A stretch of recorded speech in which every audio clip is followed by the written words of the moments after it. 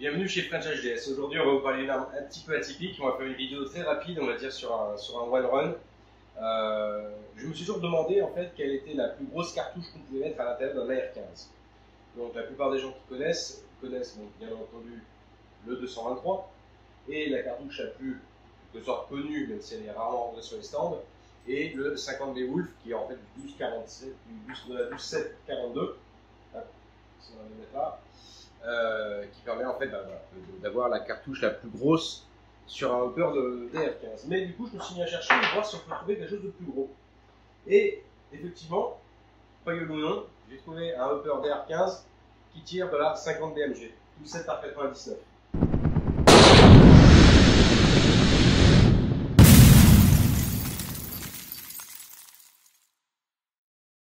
Donc pour cela, c'est un hopper tout simple qui se vend tout seul. Il suffit en fait d'enlever le lower, comme la plupart des armes de type AR-15. Bien entendu, il y a des petites adaptations à faire, donc je les ai déjà faites à l'avance. Il suffit en fait de retirer l'arrêtoir de culasse. Il nous donne le kit avec un marteau qui est un petit peu différent et un ressort qui est beaucoup plus dur qu'un ressort typique d'AR-15. Et on vide le buffer. Voilà à quoi ça ressemble. Donc on a en fait une sorte de lower à moitié vide par rapport à un lower classique. Hop. Il suffit ensuite de venir le monter sur ce magnifique hopper en 50 BMG. Rien que le voir, je me dis toujours que c'est aussi taré que ce qu'on a pu faire avant. Hop. On vient le monter tout simplement.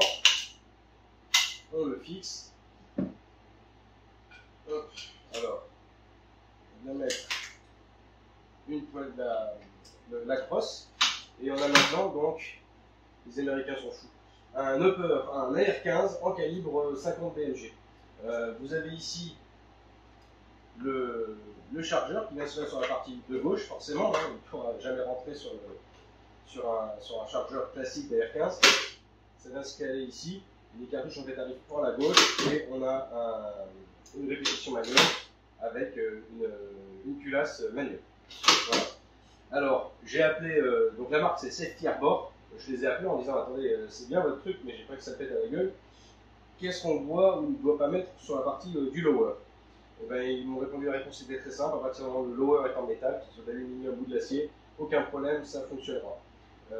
Personnellement, ce qui me faisait un petit peu peur, c'était pas forcément le lower, parce que la pression, en fait, tout est concentré sur la partie du haut. Il y a des évents aussi pour les surpressions. Ce qui me faisait un peu peur, c'était le recul avec une crosse classique. J'ai peur en fait que les clics ici en fait se cassent. Et pour cette raison-là, uniquement pour cette raison-là, j'ai acheté le lower en fait de chez Safety Arbor, qui est en fait une plateforme classique d'AR-15 sur lequel il n'y a bien entendu aucun puits de chargeur. Et surtout la crosse est une crosse fixe. Elle n'est pas réglable, mais du coup on est sur de l'acier.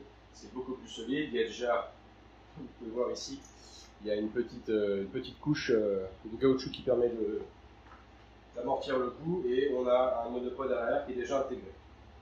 On va le mettre dessus. Je ne l'ai pas encore monté, donc c'était vraiment, c'est vraiment une vidéo à chaud pour se faire plaisir. Hop. On enlève le lower classique.